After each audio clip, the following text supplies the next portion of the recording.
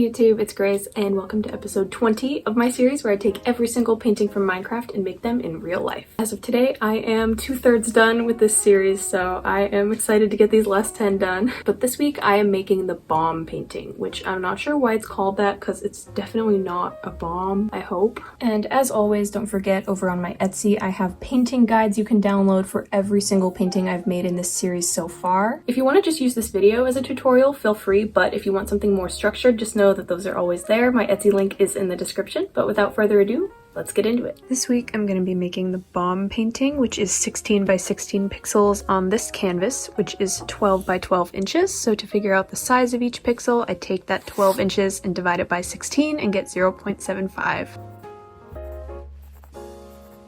So using the ruler and a pencil in case I mess up, I'm going to be marking every 0.75 inches all the way around all four sides. And now that this is done, I'm going to use the ruler to connect all of these lines and make the grid. After finishing the grid, I am placing the canvas on some paper towels to avoid getting paint on the carpet, and then I'm going to be priming it with a thin layer of white acrylic paint just to seal in the pencil.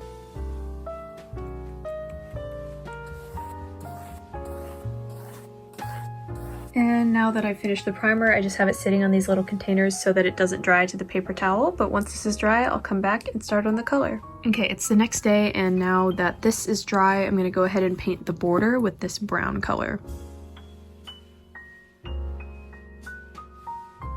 And here is the border finish, so this needs to dry for a bit, but then I can start on the design. Now that this is dry, I'm going to start painting the design, and I'm going to start by doing the white and light gray pixels.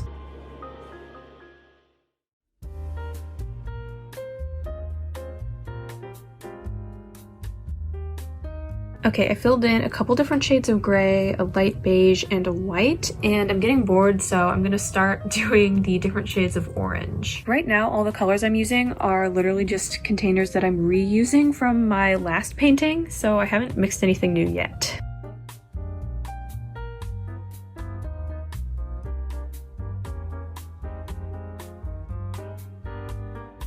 I'm starting on some of the greens now in this corner. I already did like a very yellowish green. I kind of filled in some of those pixels, but I'm impatient, so I'm moving on to something else.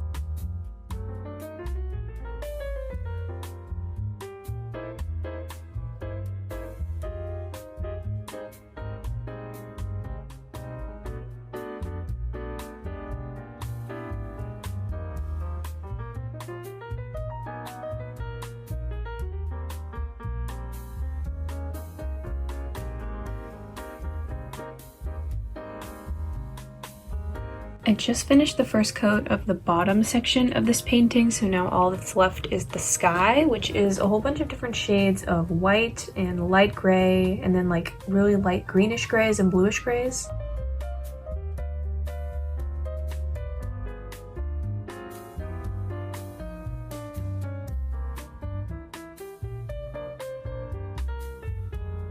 And here is the first coat done. For some reason, my phone does not want to focus on both my computer and the painting at the same time, so the sky looks weird. I'll definitely need to lighten some of those sky colors a little bit for the second coat, but otherwise I feel like the general idea is down. So for the second coat, I'm going to keep all of these bottom colors the same and just make sure the paint is more opaque and clean up the lines. And then for this top section, I'm going to probably take those same colors and just mix them with white.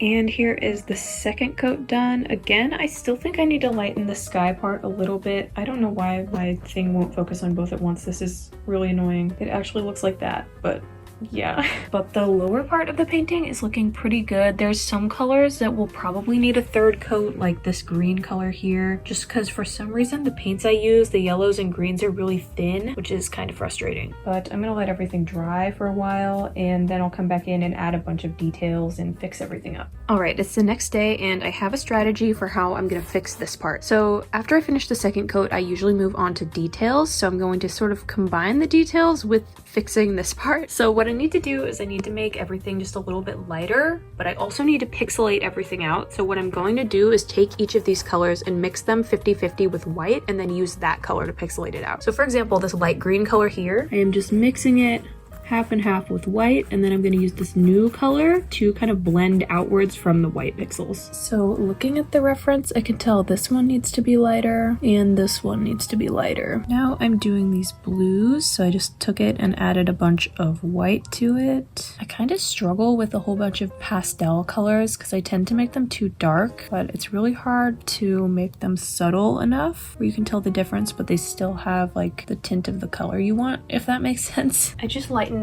a bunch of colors up top, and now I'm kind of adding a third coat on some of the colors down here as well as adjusting them slightly. Like here, I'm making this one a little bit more yellow. And here's another update. I had to turn down my screen brightness. It looks so weird with both of them together, but I promise you in real life it looks better. I just feel like I've been staring at this thing for way too long. I don't know. I need to take a break. Okay, I just took a break. I went to class. It's been like an hour and now I'm back. I just have a couple finishing touches I want to add. And I think mostly is just lightening the colors around here, I think. And after a few more finishing touches, here is the finished painting. I feel like the 16 by 16s are a little bit of a challenge because they're just so low resolution, but I think it still turned out pretty cool. Here's a close-up shot where you can see all of the details I added, but personally I think you can see the bigger picture better from further away. But I think that pretty much concludes this video. If you're interested in seeing any of my other art, check out my Instagram, my TikTok, everything. I have it linked in the description. I have tons of pictures and videos on there. But thank you so much for watching this video. I hope you enjoyed or found it useful if you want to try to make this for yourself, and I will hopefully see you in my next one.